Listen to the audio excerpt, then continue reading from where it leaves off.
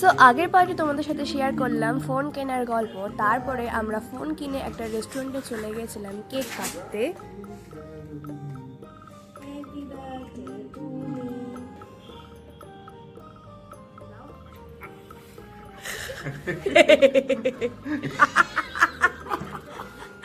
কেকটা tasty, cream set, সব chocolate মেরে দিচ্ছে গাইস, সব চেটে চেটে হয়ে নিচ্ছে গাইস। রোহিণীই মুছে দিল।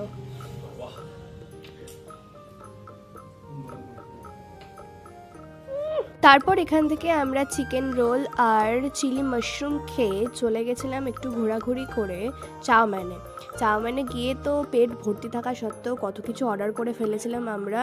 অর্ডার করে ফেলার পর সে 1-1.5 ঘন্টা ধরে বসে বসে এইগুলো খেয়েছিলাম আর আমাদের বিল হয়েছিল 919 টাকা।